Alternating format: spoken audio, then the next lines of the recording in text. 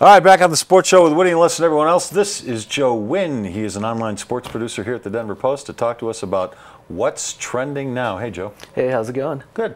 What do you got? Cool. So first things first, Chris Rusin, he shuts out the Padres yesterday. First time in almost a year that the Rockies have had a shutout. Complete game shutout. Complete game shutout, yeah. Do you think Rusin could possibly be a long-term solution for the Rockies in the rotation? Yeah, at the bottom of the rotation, he's certainly not a top of the rotation guy, and he has shown some flashes that he's got pretty good command on the mound. It's a pretty poised kid. Look, we need a bigger sample size than what Chris Rusin has given us. You know, everybody around here tends to treat baseball games like football, where you have one great game, this guy's going to be an all-star, you know, stuff like that. We've got to see more of Rusin. We've got to see more of Bettis. We've got to see more of John Gray before we can sit here and say, these are the guys that are going to fill the rotation over the next 3, 4, 5 years, and it's going to lead them into contention, et cetera, et cetera. But he does show flashes. John Gray shows flashes. We just need to see more. Like 10 more pitches, maybe, a game? From John Gray, Gosh, yeah. you know, why don't they take that arm and put it in gold wrapping or something? And I can't never. All right, we're not going to throw 100 pitches. Well, how about 60? Rusin threw a nice game yesterday. I mean, he kept them off balance. He was quick pitching. When's the last time you saw a guy quick pitch somebody? He was quick pitching guys. So I think we need to see more, but he showed some good stuff. Well, just going off the topic, as you guys were talking about, John Gray, you guys want to see a little bit more of him. He's on a very strict 75 pitch count right now. Is this the right way to bring him up? They don't know. How do we know? They don't know. They don't know. I was amazed that Rusin pitched 102 pitches yesterday. I thought, well, they'll take him out after 6 innings, like they always do.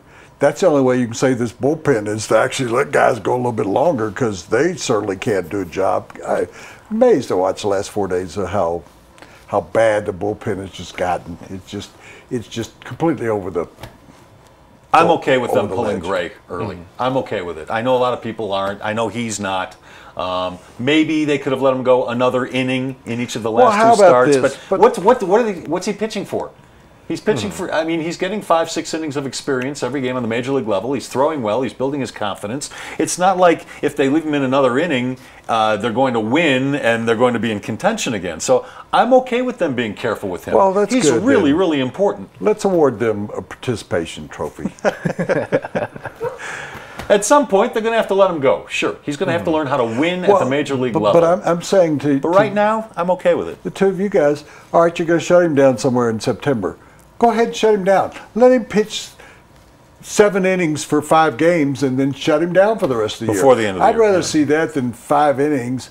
How do you think he feels when he goes out there and does a good job and they just blow it every time he goes out there? Well, you can tell from reading the quotes, he'd like to stay out there longer, but this is the deal. And I think this might have been a compromise. Walt Weiss wanted him up.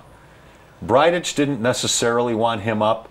They gave Walt what he wanted, but they're putting restrictions on him. They're saying, okay, we'll give him to you, but we're not going to let him stay out there too long. Based on everything I've ever seen from the Rockies for 23 years, they don't know what they're doing. So I mean, I can't argue with that. So, My next question goes to an old friend, Tim Tebow. He made his debut for the Eagles yesterday.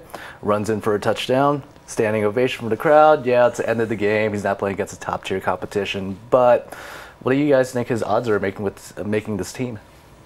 yeah, give me a percentage. He's the anti-Christ.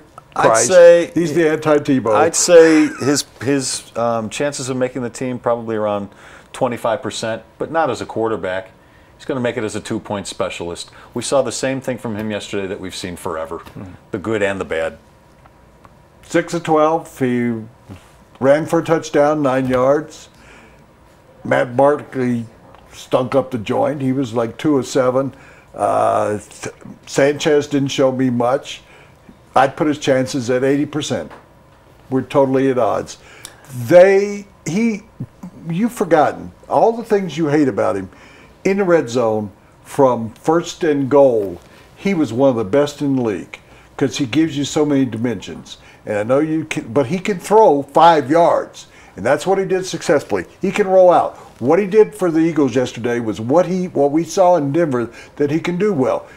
At the 9-yard line, he can take it, tuck it, find a hole, and get there. 2-point specialist, a guy that you can work into the game when your flow is not going well, when you're in the red zone, use him there.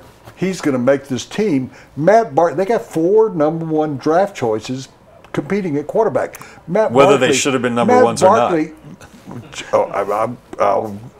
But you're right. That's the fact. I'm citing. You read from your book. I'm citing from my mind 4 number 1 draft choices. Matt Barkley can't play dead. He can't do it. He couldn't go back to USC and play there anymore. He'd be a backup quarterback there. Tim Tebow is going to make this team because he brings a thrill to the Eagles. He brings to the maybe for you, Chip Kelly. He brings to him a dimension he likes that he had at Oregon. Well, that's the deal. Joe, thanks. Sounds good. Joe Nguyen, he's the online sports producer at Denver Post. Check out denverpost.com to see what's trending now. And that segment brought to you by the Harmony Foundation, Colorado's premier treatment program for drug and alcohol addiction. It's right outside of Estes Park. They've got a very private, very nice mountain campus. They are insurance friendly. If you have a problem or you know somebody who does, visit them at harmonyfoundationinc.com.